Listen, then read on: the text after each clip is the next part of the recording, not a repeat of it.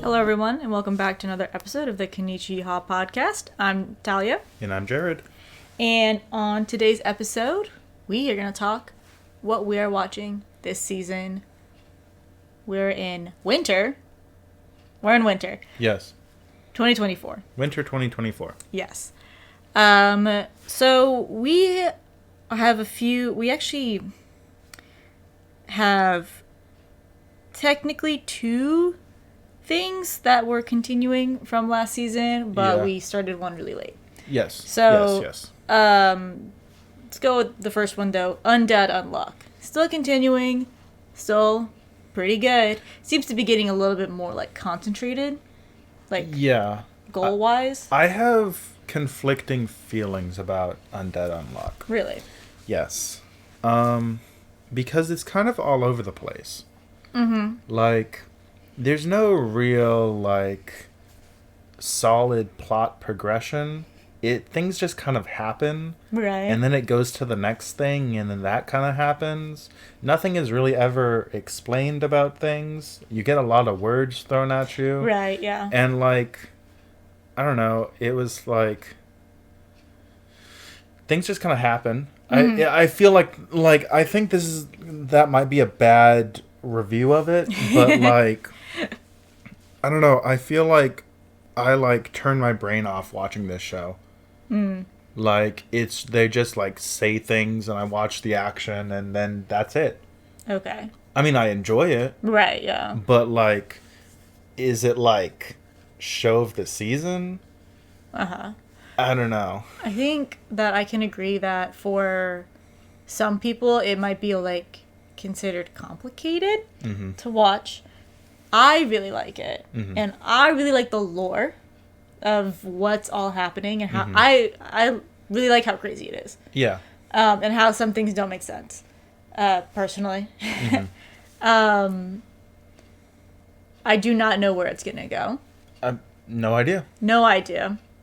I guess not to spoil, but something crazy just happened. But something crazy happens all the time.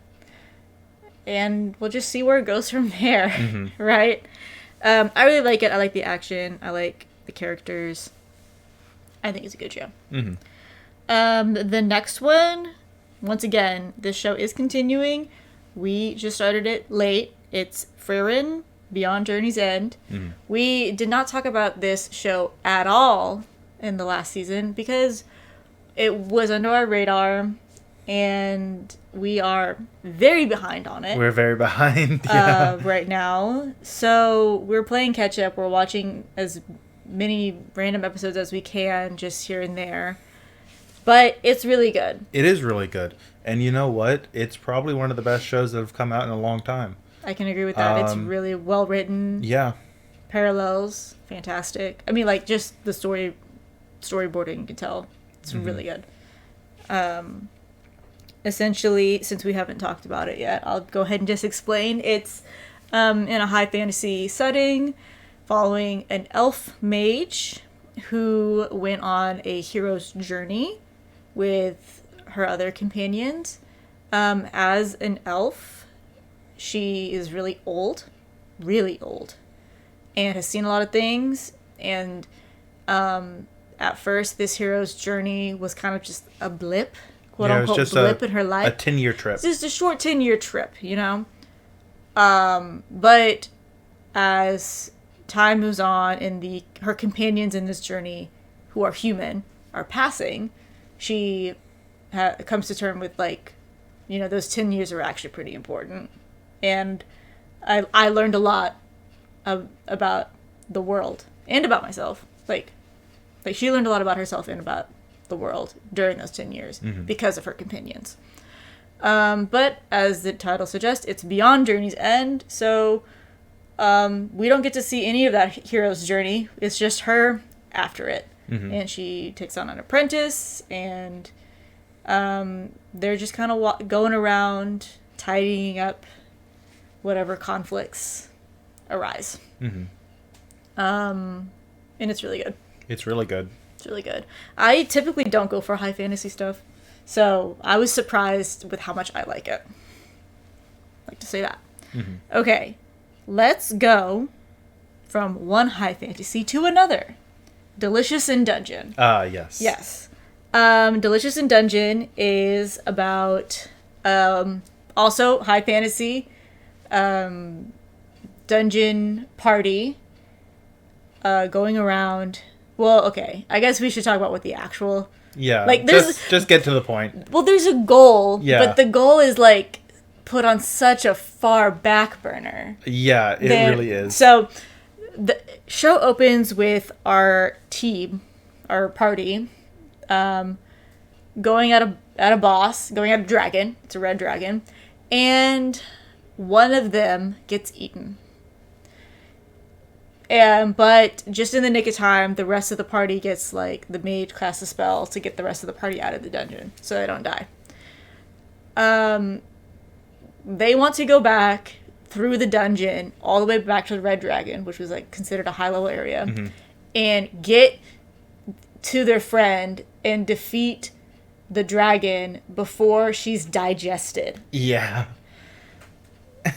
So that's, like, the goal. Yeah, that's the overall goal. That's the overall goal, but when we say it's put on a far back burner, it's put all the way in the far back burner.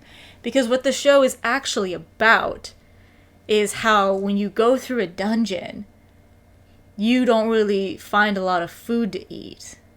So the party has the brilliant idea of what if we just cook the things that we fight. Yeah, because they're also poor and can't afford They're also poor food. and can't afford food.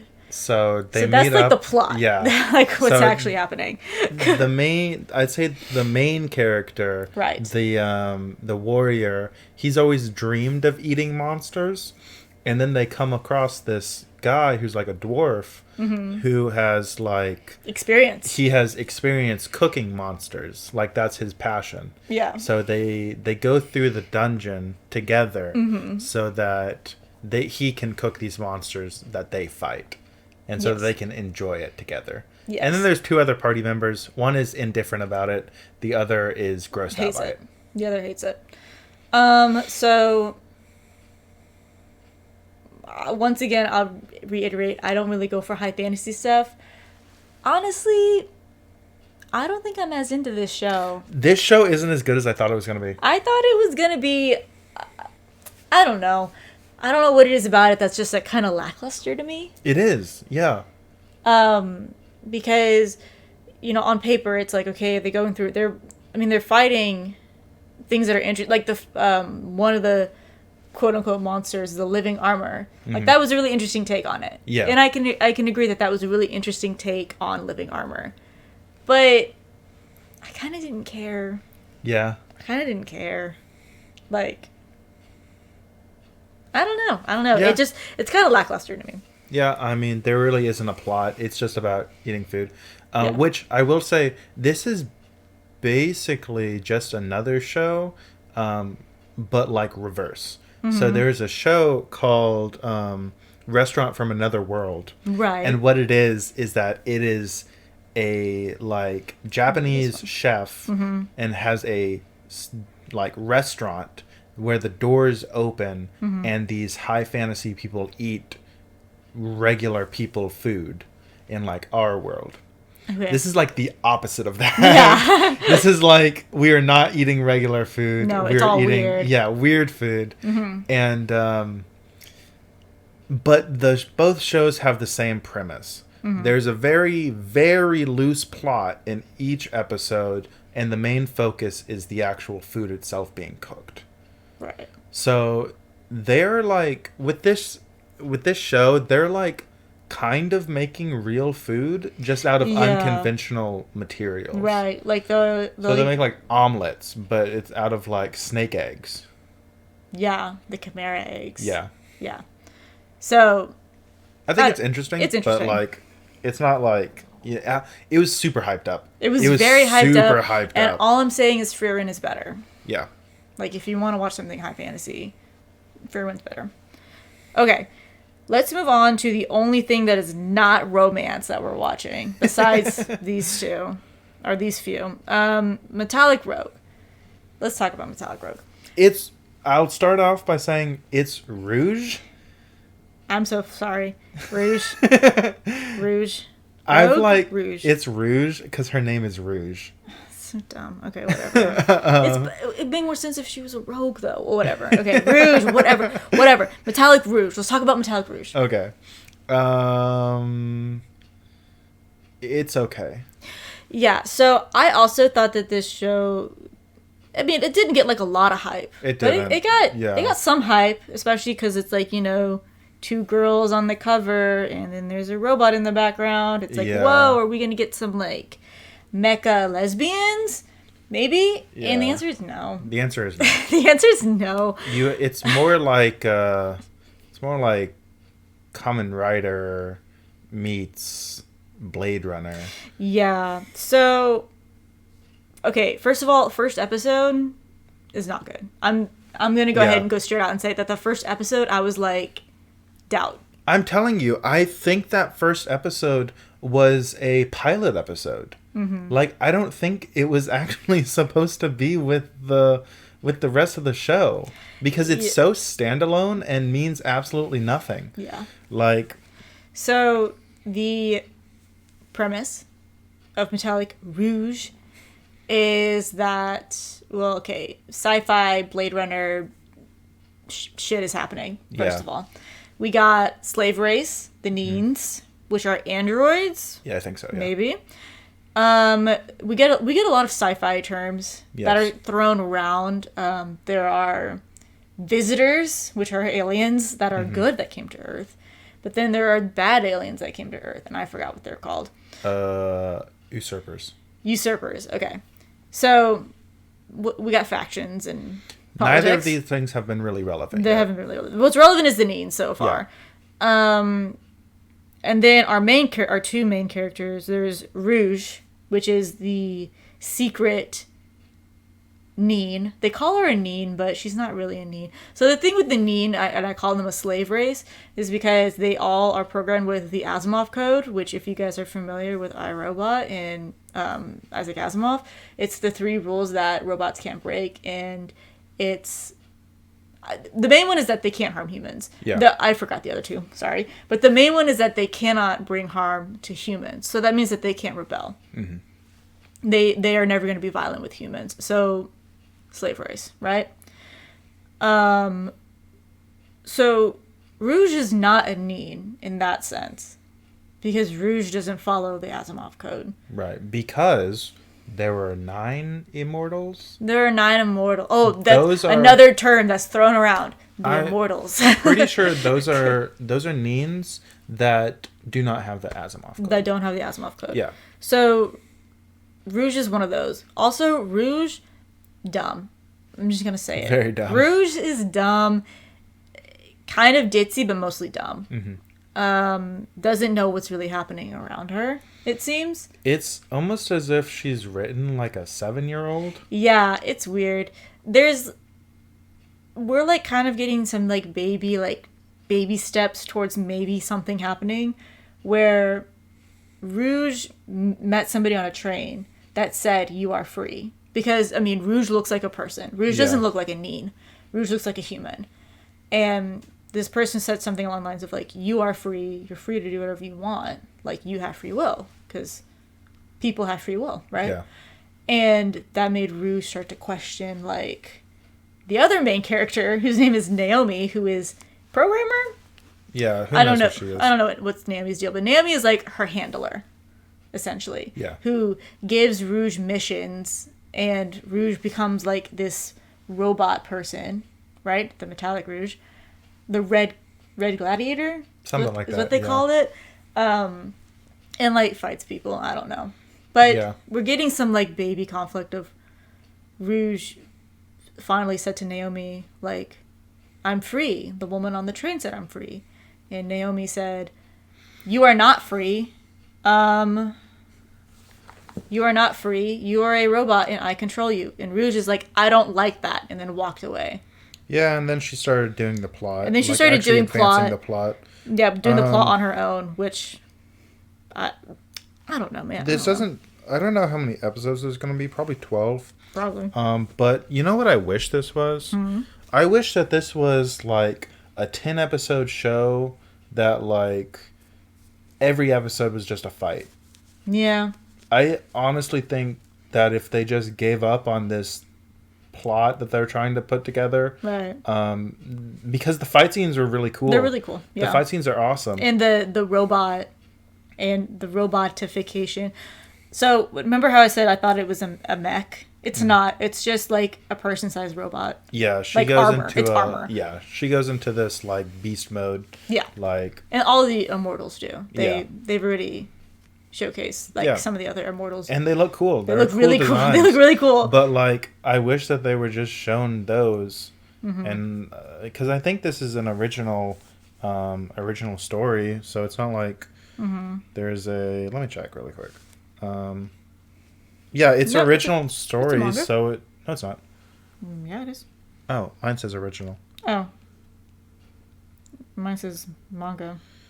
Oh well.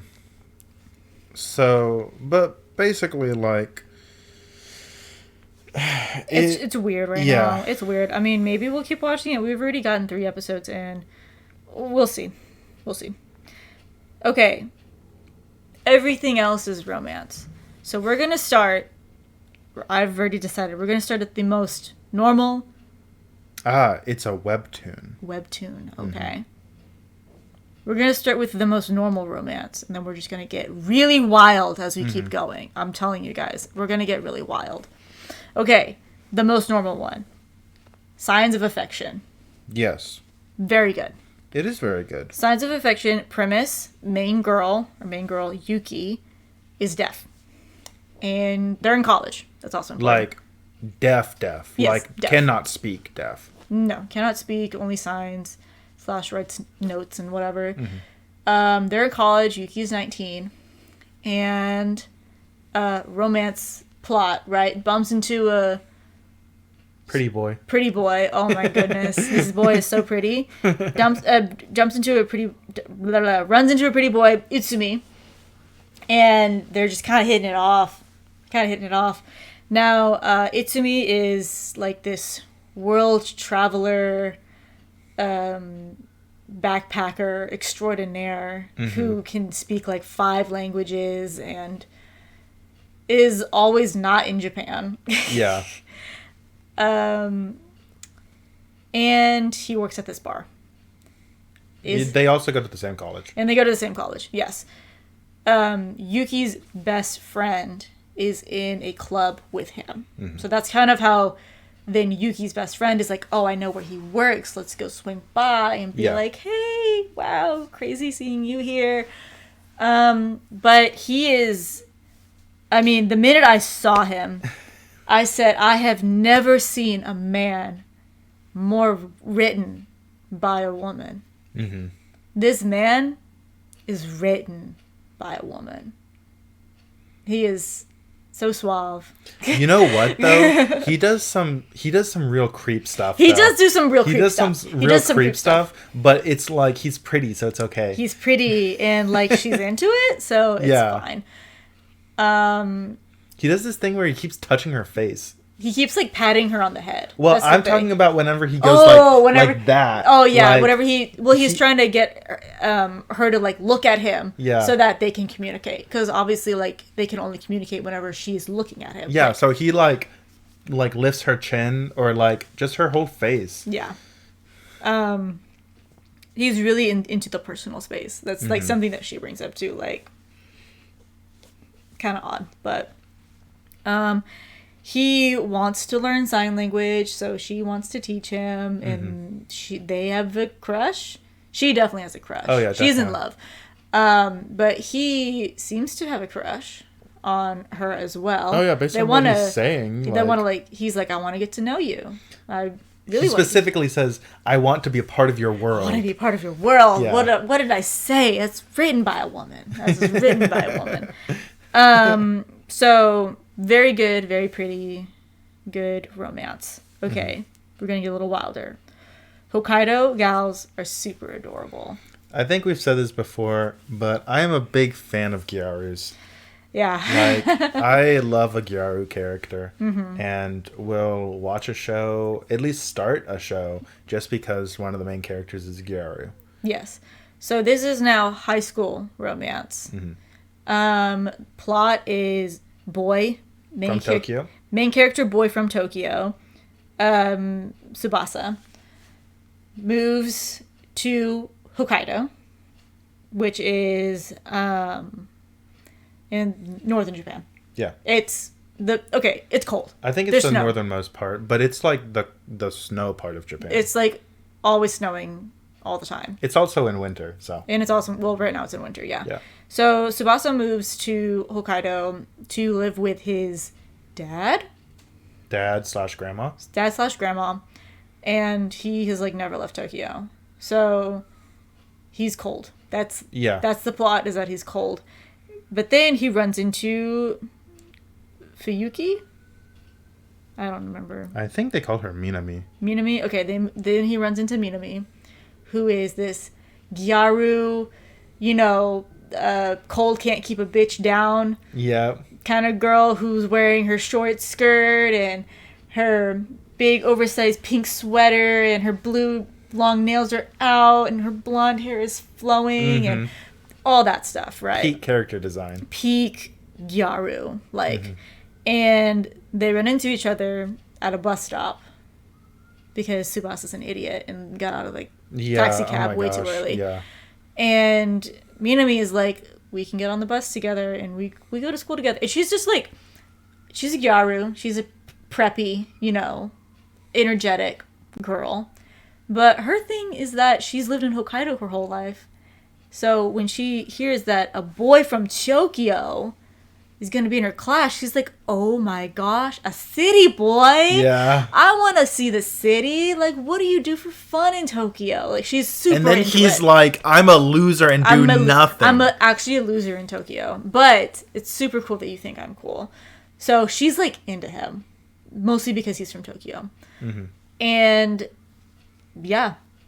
They make a lot of kind of jokes about how Hokkaido is, I don't want to say rural, but more rural. It is rural. It's rural, and she'd be like, oh yeah, it's so cold. We don't really when we hang out with friends, we just hang out at home. Yeah. Because there's nowhere to go. So she wants to hang out, but it's at her house. Yeah, and that's it's awkward. too cold to go outside. It's too cold to go anywhere. Just a bunch of little things like that. Randomly, I guess this is kind of a spoiler. So Tsubasa's rich. Yeah, he's rich. He's rich, and that's why he was also kind of a loser, though. He wasn't a rich, popular boy. Okay, so he was a rich, I didn't do anything boy. Well, it's kind of alluded, or it's kind of. You want to talk about our theory? Well, our theory, and I feel like it kind of says this. Okay. Is that his grandma's like a bitch and doesn't let him do anything. Oh, that's not my theory. Oh, what was my it? theory is that he's a Yakuza's son. Oh, that. That's my out there theory, is that he's the son of a Yakuza, of a Yakuza person. Because they also live in an old ass house. They live in an old mansion. In an old mansion. They live in an old mansion. The grandma is traditional. Yeah. So, I think he might be the heir to something. Oh. To something like that. Yeah. That's what I think. But yeah, but I'm pretty sure that because one of the second episode, she is walking home with him to see his grandma, and he's like, no, we can't meet.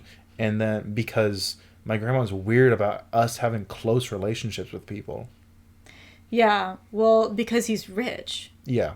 By the way. Because I know that, Tsubasa doesn't see it this way. But because the grandma doesn't want a girl to just try and get with him. Yeah. For his money that he's probably the heir to. I'm just saying. Okay, so that was one episode, though. We have not talked about how rich he is since then. Yeah. So we'll see. We'll see. Okay, we're getting even a little bit crazier now. Oh, yes. Cherry Magic. We're going to go Cherry Magic. 30 years of virginity. This is a long title. Can make you a wizard? Now, that title is slightly misleading. We can just call it Cherry Magic. Yeah. So we have our main guy, Adachi. He is 30. He turned 30. And he has been a virgin for all 30 years. And there's like this myth, legend. Yeah, there's a myth. There's a myth or a legend, I guess, in Japan where... It's in America, too. Is it in America, Yeah, too? it is in America. I remember hearing about it when I was a kid. I never heard of this myth, legend before. Well, it's mostly used towards guys. I guess it makes sense. But it's that if you stay a virgin until you're 30, you get a superpower. Yeah, you become a wizard. You become a wizard. I feel like wizard is a poor term because it's just one superpower. Yeah. Anyway, so Adachi has been a virgin for 30 years. He gets his superpower, and it's to read people's minds when he touches them. Mm-hmm. So, first of all, he hates it. Yeah. Because then of course he brings up, he's like, riding the train is so awful now. Mm-hmm. And usually he hears things that he wishes he didn't, you know. Mm-hmm. I know one of the early examples was whenever a store clerk handed him something, and she just said, "Ew, he touched me." and he was like, yeah, because he's also kind of a loser. He's a loser. He's a loser. He works a office corporate job. Mm-hmm. So this leads us, though, to the fateful encounter of Kurosawa. Now, Kurosawa is the like hot shot at work. He's the one who closes all the deals, and he's pretty, and all the girls want him. Blah blah blah. So Adachi and Kurosawa are in the elevator one day together, and Adachi accidentally bumps into him, and guess what he learns? That Kurosawa has a big fat gay crush on him. Mm-hmm. Like a really big fat gay crush on him. It's really big. It's really big. So now Adachi, who has never had any action at all, is like... he's conflicted. He's very conflicted. It's worth saying that he's very conflicted because, first of all, he doesn't know if he's gay. Himself. He's like, I've never considered men. But then, he's like, the hottest guy in the office wants to bang me? Yeah, and it's kind of, it's really that? It's really funny because he starts off like, oh yeah, Kurosawa is like, Kurosawa wants to fuck me. Yes. But then he progressively gets to like, well, he is kind of cute. He's kind of cute though. He is like the handsomest, nicest, the nicest man at the office. He's like, dang, he is really nice, and he would probably treat me really well. Then he's like, but then there's a lot of romantic tension, obviously, because even though Adachi can read Kurosawa's mind, or whenever they touch, neither one of them have established that they are gay to each other out loud. Yes, they've kind of. They almost kind of did. Not really. They almost kind of did. Adachi did a little take back. Yeah. Right, but in reading his mind, we learn that Kurosawa is like, I don't even know if he likes men. Mm-hmm. I don't want to make things weird. We've talked about this a little bit with with I'm in Love with a Villainess, of like how queer people often can't express their feelings because they don't want to ruin something they already have. Yeah. So there's a lot of that happening with Kurosawa, where he's like, I don't want to be too flirty because then what if he's like, ew, gay? Yeah. But also, I really want him.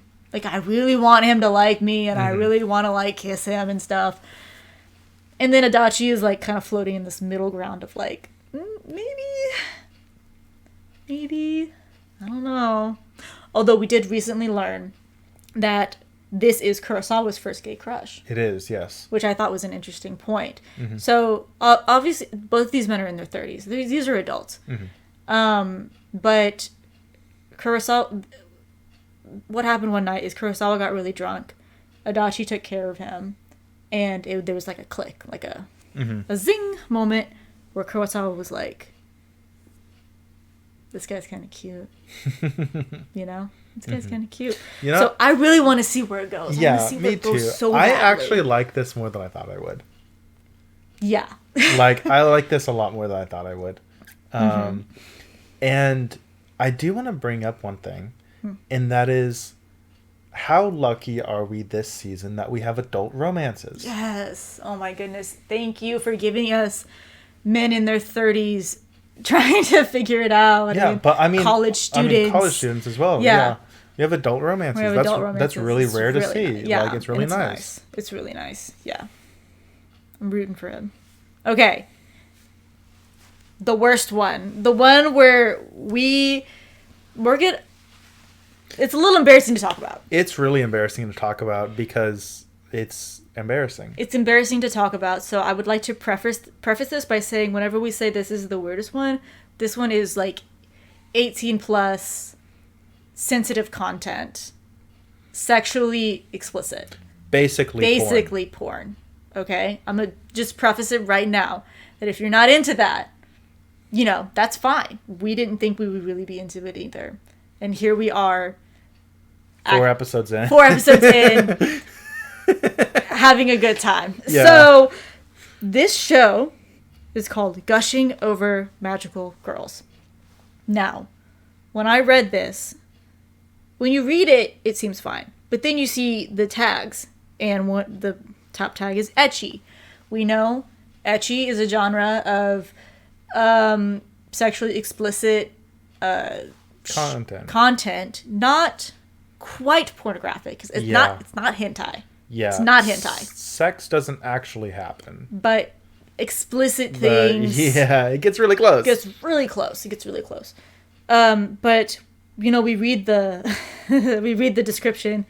Essentially, a girl, Udna, high school girl, lives in a town where magical girls are like the heroes. It's kind of like there's just 3 magical girls, and they go around, they fight evil. Mm-hmm. They're popular in the town. Everyone's like, yay, Trace Magica. Like, thank you so much for saving our town. And she's obsessed with them. She's like, I wish I was a magical girl. They're so cool, and they're so pretty, and like, whatever. Then she is met with the cute sidekick that makes girls magical. Mm-hmm. And the little creature goes, hey, you've been chosen, like, to become a magical girl. And she's like, oh my goodness, no way. And then creature transforms her, and it's something, and it's an outfit that's very raunchy and dark, and she has horns and everything like that. And she says, this isn't very cute. It's not really what I was expecting. And the creature's like, well, yeah, you're evil. You've been chosen to be an evil magical girl, actually. Yeah, a villain. You've actually been chosen to be a villain. Mm-hmm. Like, their main villain. Yeah, and it's really funny because the entire time, even like 4 episodes in, she's like, I don't really want to do this. She's like super quiet, nervous, socially awkward. She's like, I don't really want to fight. Yes, and I mean, if you think about it, she's not fighting. She's not really fighting them. She's more like punishing them. So she becomes their villain, and the magical girls, of course, are just like, oh, you're the villain, time to fight. And the little creature thing teaches her how to use her powers, which is a riding crop. And when she hits something with it, it turns into a monster. That's her power. Mm-hmm. They're usually really weird BDSM sexual monsters. Yeah. And this is where we learn her dark side, which is that she really enjoys being a dominatrix. She's a sadist. She's a sadist, and she really enjoys being a dominatrix. Yeah, so, specifically to these magical girls. To these magical girls. She's, like, insane. And when we say that they're fighting, it's more like she's... You know, I will say, episode, like, 3, 4, they're actually fighting. There are actually fights. Yes. But then eventually they submit to her, and she does various... A lot of touchy-feely things. And then she just leaves, which they do. They're kind of in the middle. The magical girls are in the middle of talking, like, she doesn't seem to really want to defeat us. Yeah. She doesn't want to defeat us. She just wants to play with us. And the way that, because it almost, so each of the magical girls have at some point confronted the villainess by themselves, right? And they've done it without telling the other magical girls that they were going to do it. Mm-hmm. I have a suspicion. I've shared it with you, and it's that they like it. Well, one of them does. One of them, like, explicitly does. The Which one? blue-haired one? No, she doesn't explicitly like it. Not explicitly. Okay. She just happens to get tangled Okay, up. fair enough, yeah. No, I think all of them, and they don't want to admit it to each other, like it. Mm-hmm. They like it.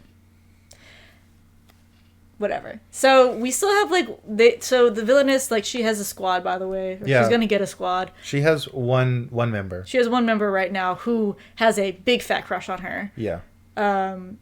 And we're just gonna see where it goes, but it's a lot.